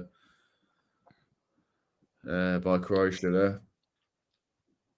This game's getting a little bit stretched. Modric has it. Plays it out wide to Kramaric.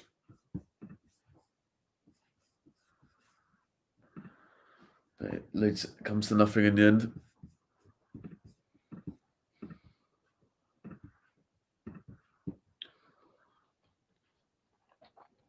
Oh, so tries to find Brozovic.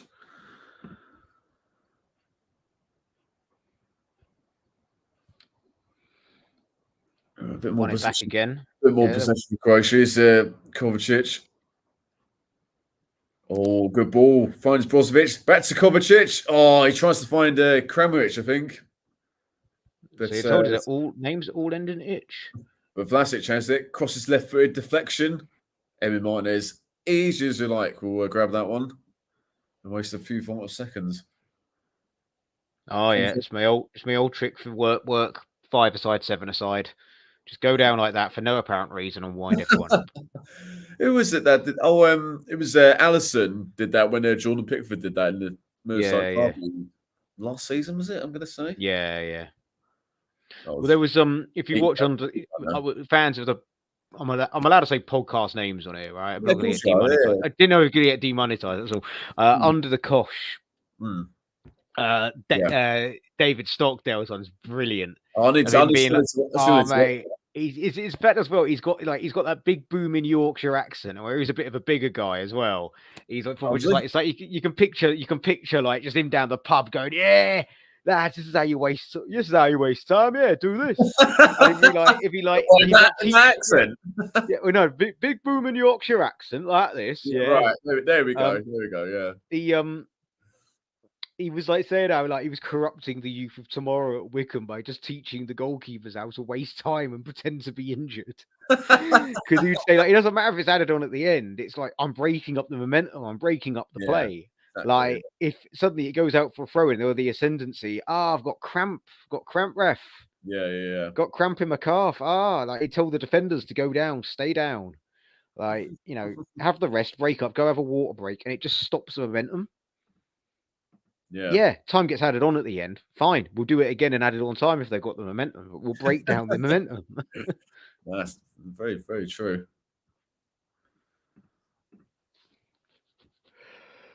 Well, if anyone's new, thanks for watching. Subscribe if you're new around here, and give this video a like if you're enjoying it. And Croatia enjoying parts of the ball. They've got someone out left. I can't quite make out who it is. They try and get him, but it goes out horrendously for a throw into Argentina. It was Lovren, of course. It was Lovren. And typical Lovren goes like that to someone. He's like, call for it, and it's like, well, like, but he was calling for it. That's why you try to give it to him. There's just apparently one of the Croatian fans. I think he had like it looked like a rugby, rugby style, like Yeah. About. Croatia coming forward again, but Argentina very well defensively worked by number 19. Yeah, that's Otamendi. That is on Vlasic. That's his experience coming in then. Where's Otamendi at the minute? Has he gone back to Portugal? Yeah, I think so. That's Benfica or something like that. Possibly, because they got him from Porto, didn't they? Yeah, he's at Benfica. Oh, it's Benfica. Oh, okay. He's been there for a couple of years now, yeah. No, I tell you what, they got him from Valencia. He spent 1 year at Valencia and then after Porto. And then Man City. Yeah, they went Man City. When Benfica after the pandemic, he figured lockdown being trapped in England, he was going nuts. So I'm going Portugal right away, mate. Oh, Croatia very nearly, Vlasic very nearly cleverly played someone in. It's Alvarez. Oh, great interception in the end by Croatia. Mm-hmm. Garvidal has been involved for all sorts of reasons in this match. Lovren nearly gives away a penalty by charging into Messi and pulls out at the last second. And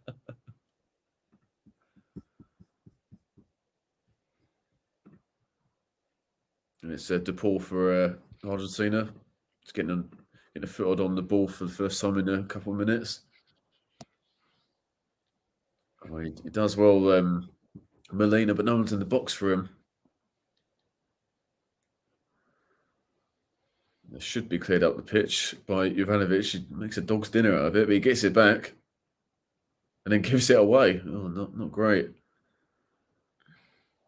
Fernandez to DePaul and it back to the Argentina back line. They've done well to keep the ball in midfield there.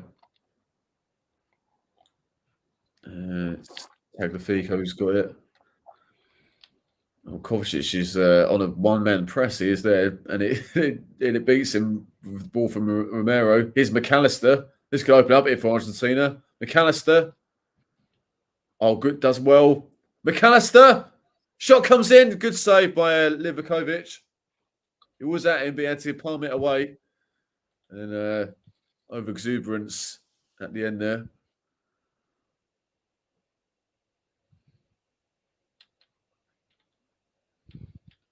And I think I say McAllister, it was Messi after all that. I thought it was McAllister, but yeah, Messi went close.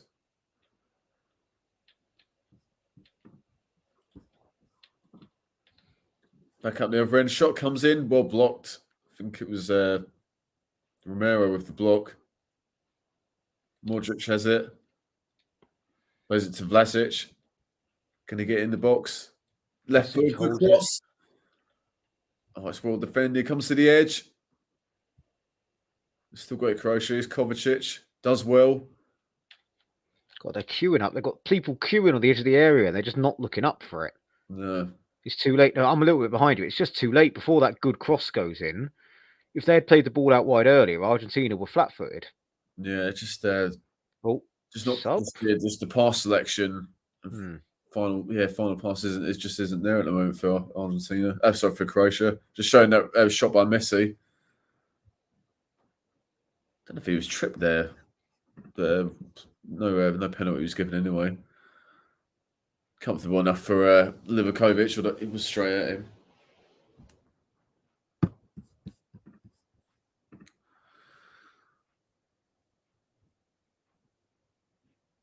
Coming up to the hour mark. Croatia have been better since those subs, but still no efforts on goal ready for Martinez to worry about. Ball comes in from Perisic, just well cleared. Okay, it's brilliantly held up by Messi, and then Argentina got it back in midfield. And just like that, they're out of danger. Oh, it was a decent ball by McAllister, but no one made the run for him. Clapped by his teammates because it was a decent ball, but no one was running. No one was there for him.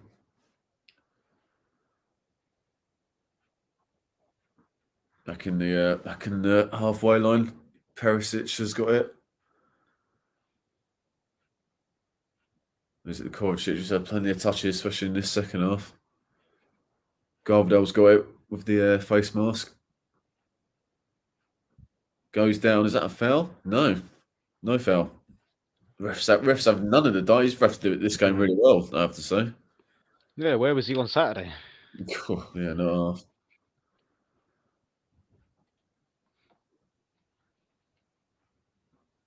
Right, Al gone in this semi-final. It's still 2-0 to Argentina.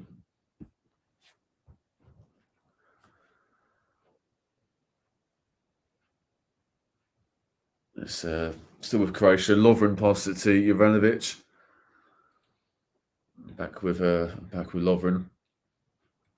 So, what do you think is going to happen with England? Do you think Southgate's going to stay, or do you think he will leave? I don't know. I think the FA want him to stay, but I think he's kind of thinking, do I want to put another 4 years worth of this when I can rebuild my? I think he's thinking let's have another crack. 2 years of it. Yeah, but I think I'm thinking they would want a commitment all the way to the World Cup. But yeah, I'm thinking he's thinking that's 4 years of club football. because I'm going to end up, going out of the next World Cup anyway. Possibly, I don't know. I do. Part of me thinks he will stay on. I just think I think he's been clever in the media with it, on reflecting on what's happened, because he also acknowledges that there's lots of people that seem to think that he's a bit of a cop out. Like lots of the BBC did something where they did a fair play to them, because I would have thought they only would have put the positive ones, but they did the please Gareth stay, the please Gareth go, and the neutral ones. And some of the please Gareth go or Gareth go ones weren't exactly nice. No. Right? They always were like, oh, he seems a nice bloke, but he's more suited to the primary school head teacher than a football coach. Is what they said. But the same opinion said that Allardyce and Dyche would have got the killer instinct in, and I'm like, no. Oh, chance! Oh, it's probably Croatia's best chance to say from that set piece. Lovren nearly, isn't it? Lovren went close, yeah. Interesting to see that. Very again. close. Yeah, well, exactly, yeah. Then the sub just took place for Argentina as well. Lissandro Martinez is on, and Paredes is off. So looks like we're going to go back to probably a back five. Just have McAllister, Fernandez, and De Paul in the midfield. 3-5-2 or 5-3-2, however you want to look at it. He's one of the wing backs now. Tagliafico plays it. Good 1-2. He's got it back. That with Alvarez. He's been involved in, I'd say, both goals. Leads to nothing in the end. Yeah, I think Croatia need to score in the next 7-8 minutes. Really, they don't strike me as a team that will get 2 goals in 10 minutes.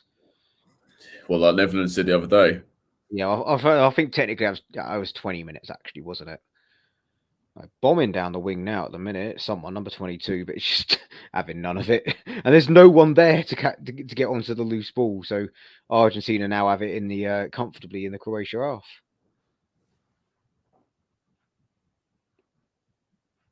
Yeah, this is a perfect Argentina. It's been stop-start really. Last few minutes, so that's perfect for them when you got a goal lead. In no rush to get the play underway. Stops the momentum, as you were saying earlier. Mm-hmm. Here he is, right, Ross? Hello, chaps. How are we? Long time no speak, one of the two. Yeah, fine, thanks, mate. How you doing? Ah, great. Is the decorating going? I don't want to talk about it. I mean, have you at least got the Christmas tree up yet? No. Is it because, like me, you're very strict on the 12 days of Christmas? No, we would have had, because obviously we've got my little boy's 9, obviously. So yeah, we would have had it out the first weekend of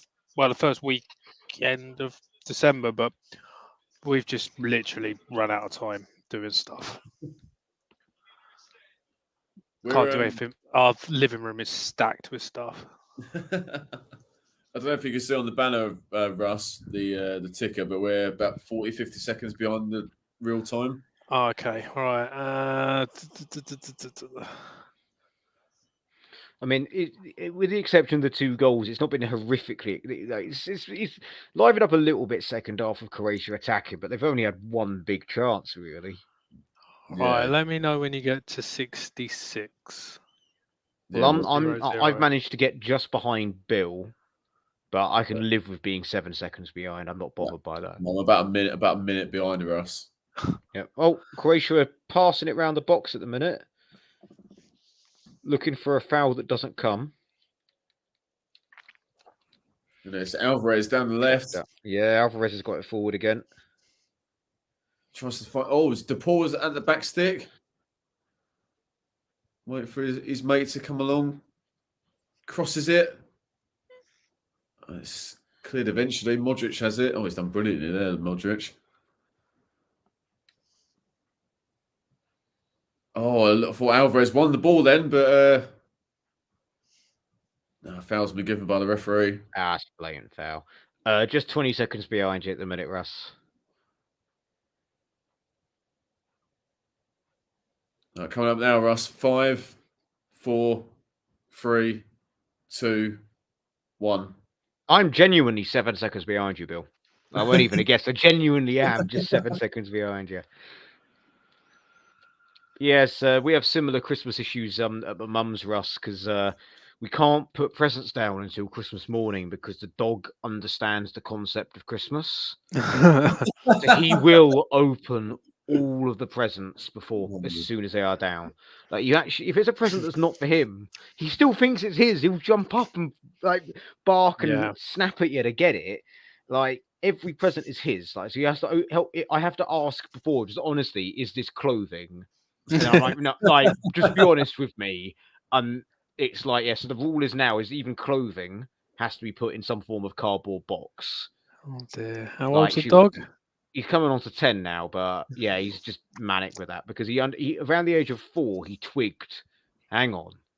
Every time there's stuff under that tree, I get food and toys.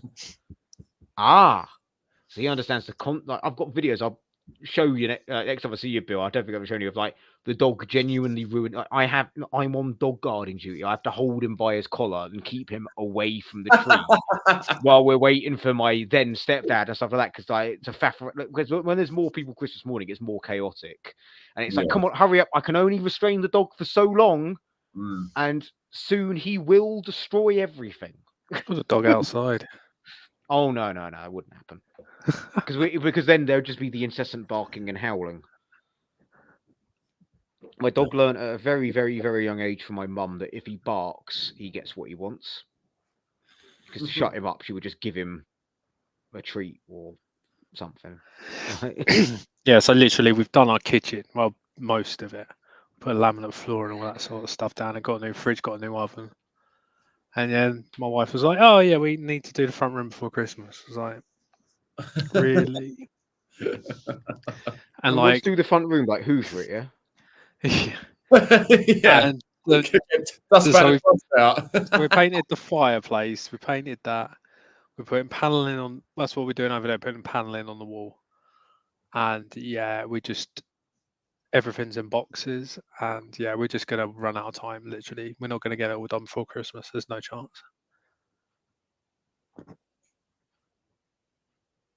Yeah, what time? What couldn't it be done earlier in the year? No.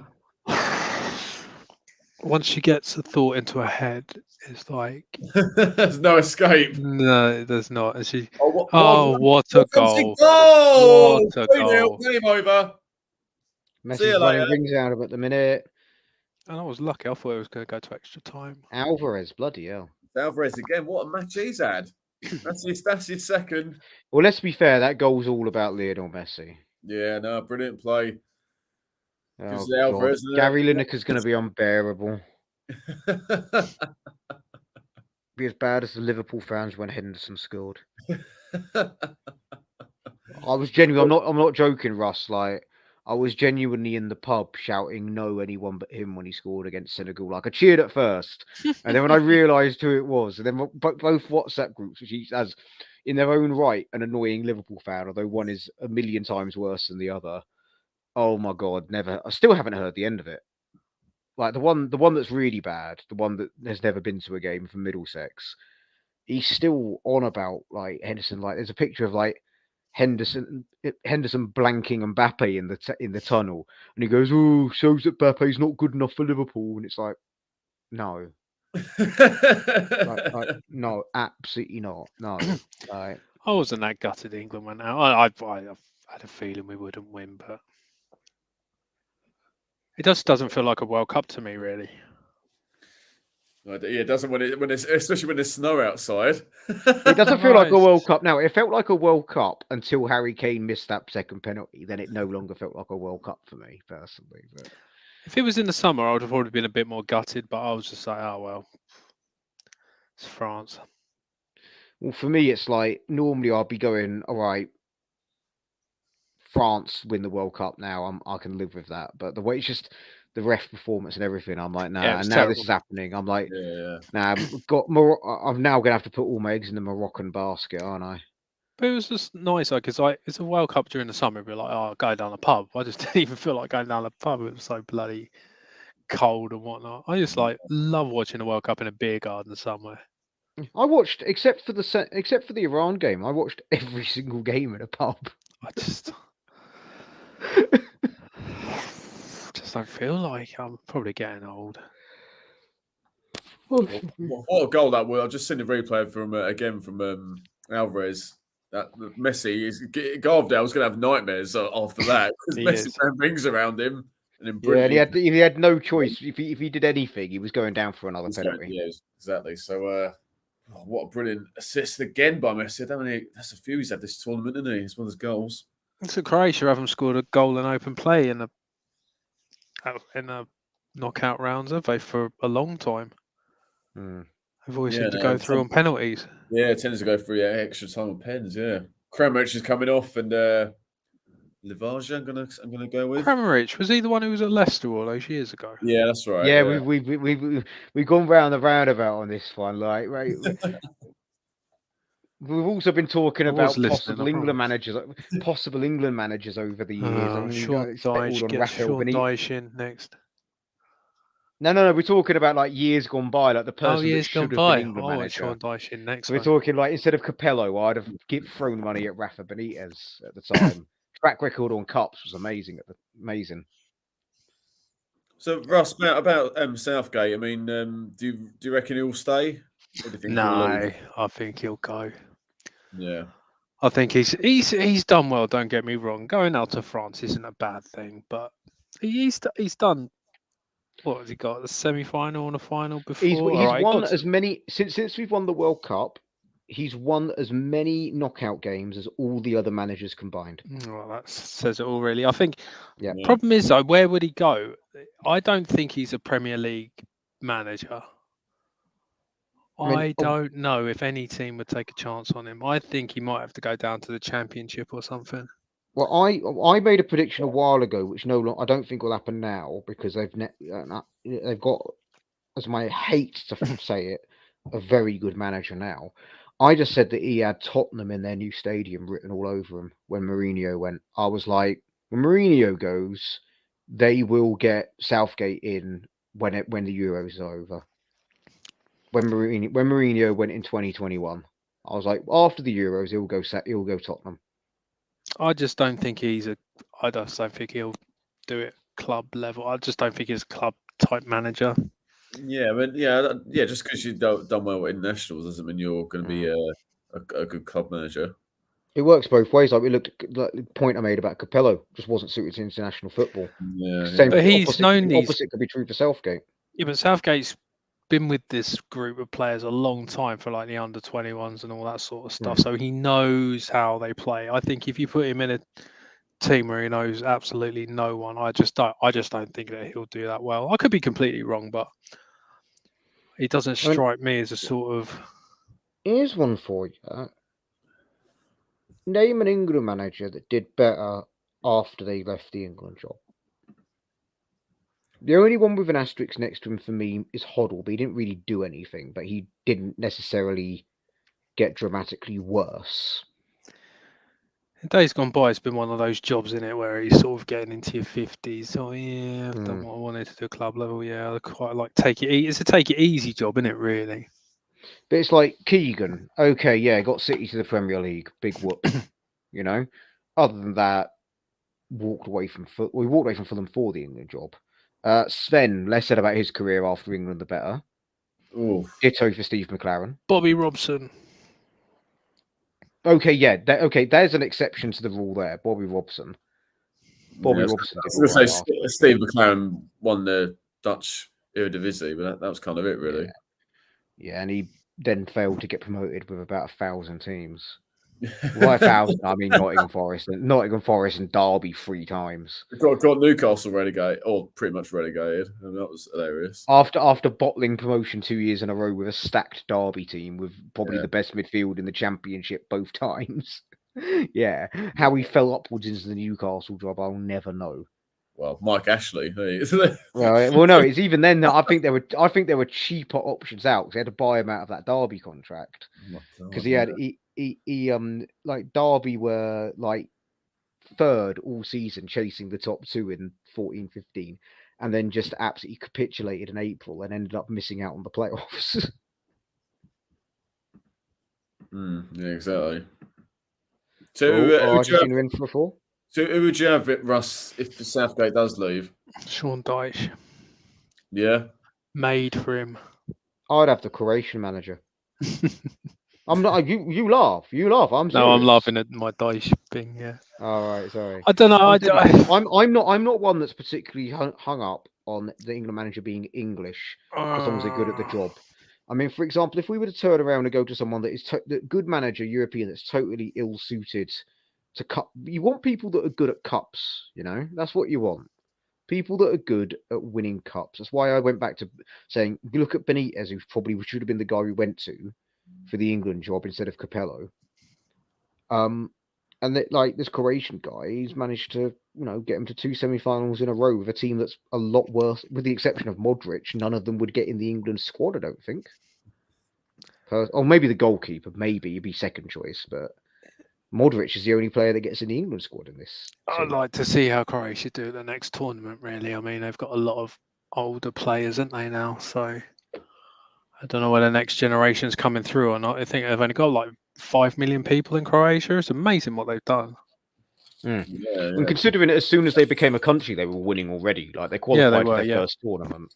It shows in Yugoslavia, most of the talent must have been Croatian. Like, Serbs aren't too bad, but in that Croatia, in that 1992 Yugoslav team, like, because I think Red Star Belgrade had won one of the European Cups that year. I think the UEFA Cup, and they were heavily favoured as one of the favourites. What could have been if they hadn't have declared, if they had waited a couple of years to all kick each other's heads in? Yeah, how many nations formed? I mean, 6 or 7.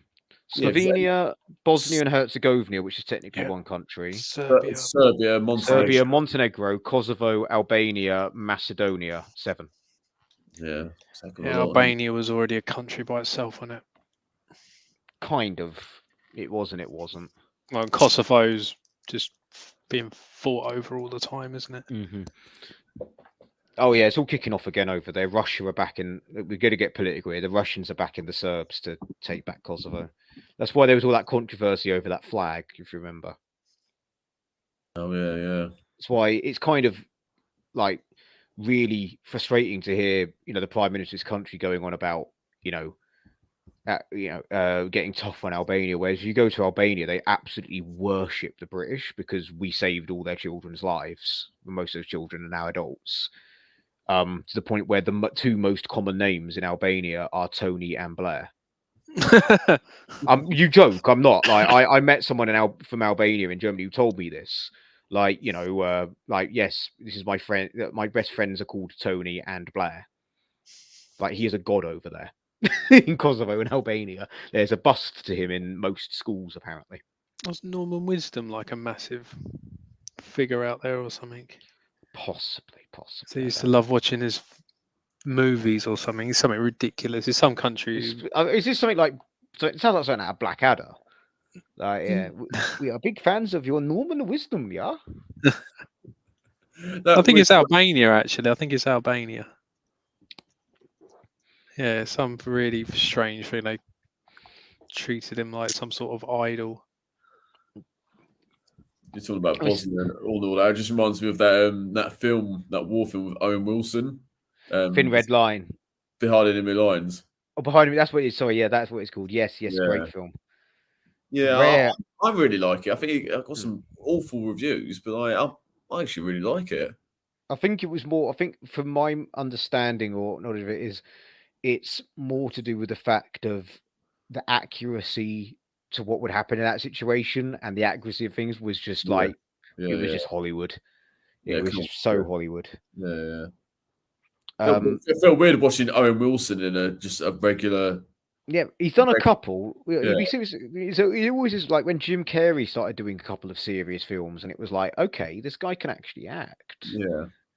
I'm not classing The Truman Show as a serious film. It's a very dark comedy. Oh, Modric is coming off. Okay. Yeah, Modric is Croatia have given up. Yeah, pretty much. Yeah. And Maya, is it? Maya is come on. Yeah, I think Dalic knows that's it for Luke. Well, yeah, I think you wanted to give. It's one of those things. Like, I think about this sometimes on Football Manager. You want to bring them off for the applause. Yeah, give them a send off. If a player's got a hat trick, they're being hooked right away. Yeah. Oh, yeah, that'd be last time we probably see Modric at World Cup. I'd imagine. World Cup, yeah. I think he probably would still make the Euros because I think he's still got a couple of years in him. I think he'll probably become a manager, I reckon.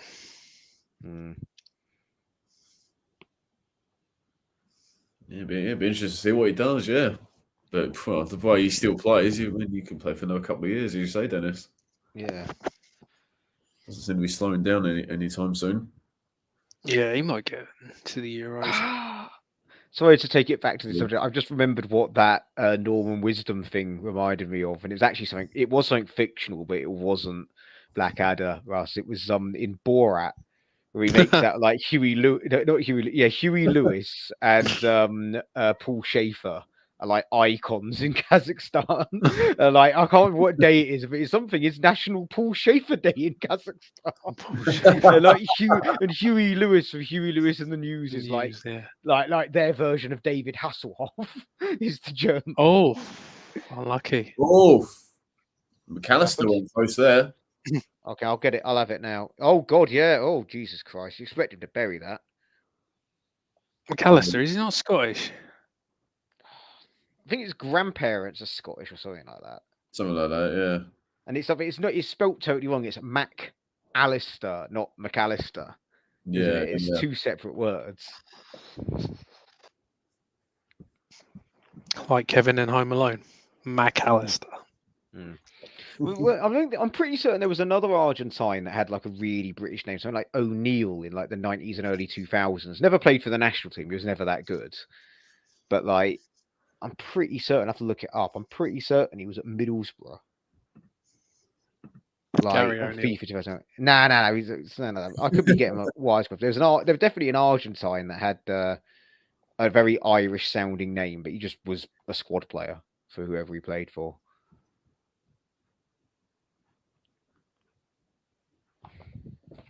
Is it Fabian O'Neill? Was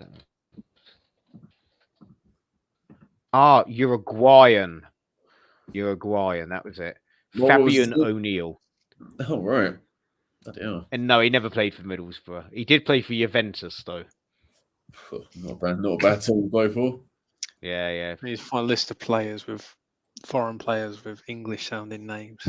We need to do an 11. We could have because you have the other name. You have the other one like Lasso and Rodriguez for England. And Thierry Henry. Terry Henry. Oh, mate. When I was about 9, I thought his name was Thierry on Henry. Like, I just couldn't get my head out. He's like Thierry Henry, and I was like Thierry on Henry. Yes.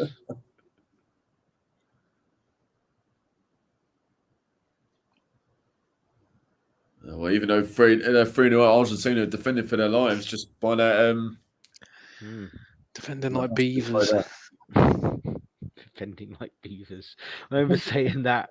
But what was it? Germany versus Costa Rica. The Costa Ricans are defending like beavers. Oof. Oh, Close. Close to Croatia have been for some time. The Lovren looks close. Lovren. If only the rest of the team had cancelled Disney with him, maybe they would have scored. Who does Lovren play for these days? Zenit St. Petersburg last time. Does he really? Yes. This is why I believe there was some, like, basically he got cancelled on Twitter for quite a few things. Amongst other ones was cancelling Disney Plus because they had the Black Little Mermaid. Oh, God. Amongst other things. Like, he was ranting about other stuff on Disney. Yeah. And another thing, I'm pretty certain he initially said some pro-Putin propaganda and stuff like that.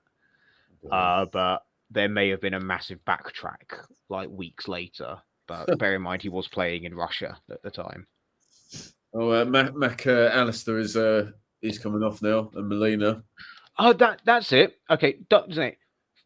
Claude Makelele. Makelele is a Scottish name, if ever I've heard one. I know it's not spelt that way, but you hear it like Dan Makelele. Yeah, down the pub with Dan Makelele. Yeah, local farmer from Rosny. Makalali. I need to find this. Let's have a look. Like Claude Makelele that played for France and Real Madrid and Chelsea. Player. Took one of the worst penalties I've ever seen. I need to be educated on this. I don't really. I should know this probably, but yeah. I think it was. Was it? Yeah, I think Marino must have been in charge. Like I think it's their last game of the season. They'd won the league easily. Their last game might have been like Charlton or something like that. That's how long ago it was. They got a penalty, and they're like, "Well, Makelele's not scored this season because barely goes past, gets into the box ever." After take the penalty, goes I think that's straight down the middle, gets saved, but he tucks in the rebound, like pathetic penalty. But I think knocks in the rebound.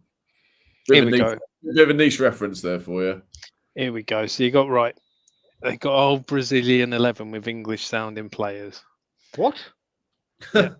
So you got in goal. You got Allison. Yeah. Oh God, okay, now because they don't. That's not their real names. That's like their given name. Because like all their names are like ridiculously long, aren't they? Stop stealing my thunder. Jefferson, Miranda, Chris and Douglas, Fred Wallace, Malcolm, Oscar, Bernard, and Joe. There you go. Joe. There's also another Fred, if you remember, the Malcolm. striker, the one that played for Monaco. God, yeah, that is crazy. It's like was it Raul's real name is like the most, like, I'll probably get this wrong now, but it's like the most, every stereotypical Spanish name is there, like Sanchez Morientes Luis. I'm gonna Google that, like Raul's full proper name.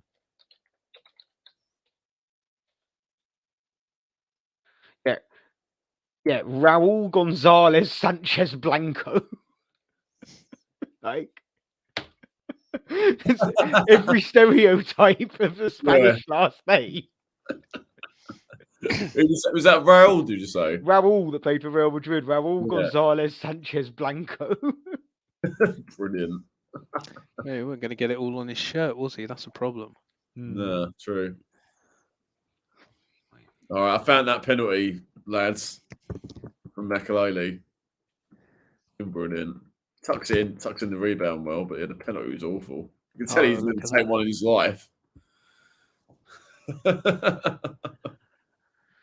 So I've just gone on like a foreign footballers with English sounding names, and it's like David Silver is they're classing that as an English sounding Come name. on. David They're Silva, they're also classing Bastian Schweinsteiger and Ji Sung Park as English sounding names.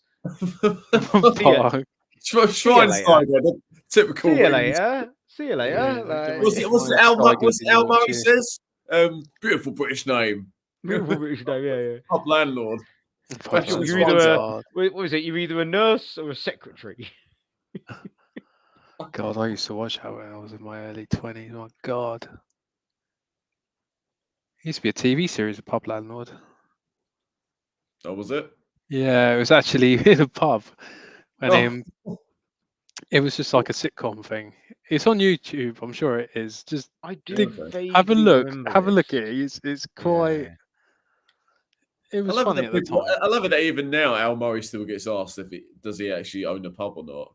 Like, is he a landlord? Like, people even now don't get it. It's Don't get that it's an act. And actually, there's It's an act, yeah. his thought process towards the world is actually the complete opposite of what he says on stage. Yeah, exactly. Yeah, people still don't get it, which is Like when he stood against Nigel Farage in 2015 and cost him the seat with his UKIP party. He's actually a massive social liberal. Like he's like a proper. He's a very, very left wing of the Conservative Party. Would be his politics, I'd imagine. 5 minutes stoppage time in this second half. Oh well, they've managed to get Davor Suker on the pitch. Well, old Arsenal player. What do you Played think for us about as well for a little bit. What do you think about the other semi-final in France and Morocco? Oh, please, for the love of God, Morocco win. You're crazy if they won it, eh? Crazy they won it without conceding a goal, and they either lose the final on penalties, or like it's goalless, or they win 1-0. And it's like the only goal they conceded was an own goal by a West Ham player. So West Ham can be like, we're the only ones to score against the world champions. That'd be elite, mate. But no, honestly, I do think France are just going to smoke them. Sadly, Have Morocco got a couple of injuries? Yeah, that's what I mean. They've Saiss and Aguerd are out, and they've got one of their backup defenders sent off as well. Oh, okay, yeah. So this is what I was saying. Like, if we beat France, I really fancy it because I'm like, I don't really see them not conceding a bucket of goals. Sadly, yeah. Like Saiss was the walking wounded against Spain. Yeah.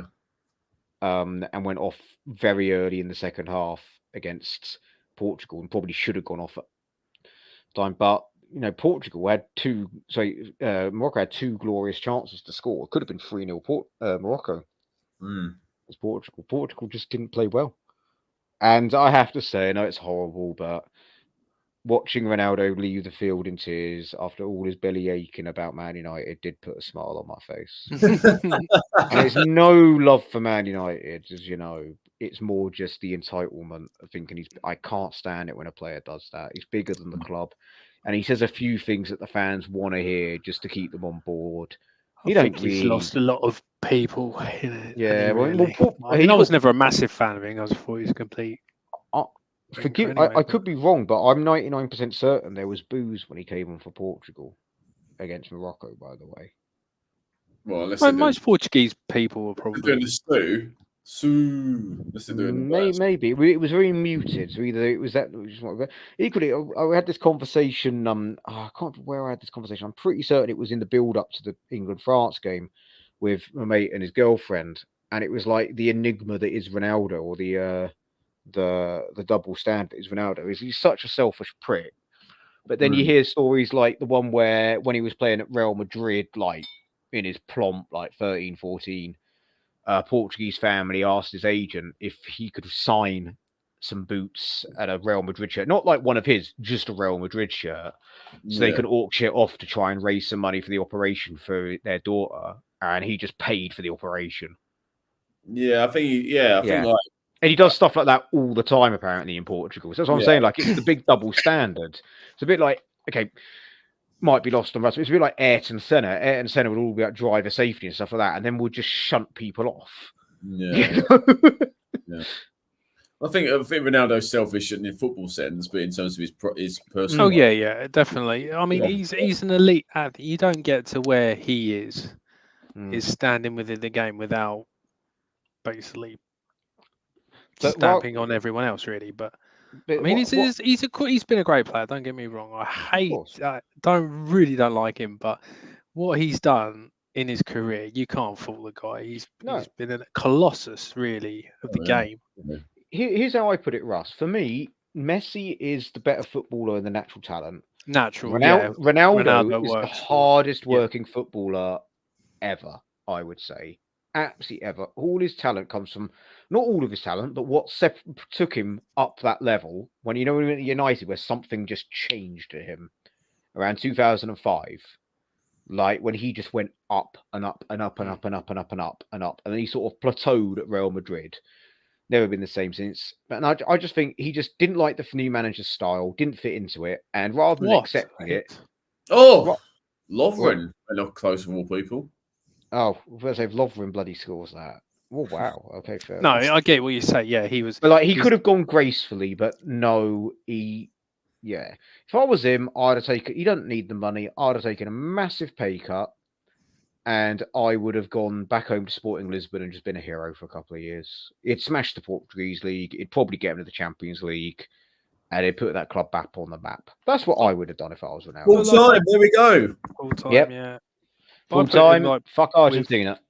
I put him like with Ibrahimovic, someone like that, someone who just literally just worked their absolute arse off to get where they were. I mean, my 2 cents on Ibrahimovic is that if he had the sort of mentality he had after Barcelona, before then, he'd be a lot higher up in the game, in my honest opinion. I think leaving Barcelona after then, he was 100% absolutely focused on just being the best bastard there is. Mm. And I reckon if he had that when he was at Ajax, Juve, Inter, and Barcelona, or maybe just don't join Barcelona and have that attitude, because I don't think it would have gone down well there, I think he'd be much closer to Messi and Ronaldo, in my opinion. Yeah, it's not a bad show, mate. And if Suarez weren't a racist cannibal, again, I think he'd be have a lot more higher standing in the he's memory of the game. He's got the Ronaldos about him, though, and the attitude. Mm. Whereas my other memory I have with Suarez is when Arsenal bid his release clause and £1 more. And £4 million, wasn't it? Yeah. And Liverpool, like, what are they smoking over there? All right, nice one. All right, well, thanks for joining, lads, and we'll catch you soon. So thanks everyone for watching. Subscribe if you're new, and we'll see you soon. Take care.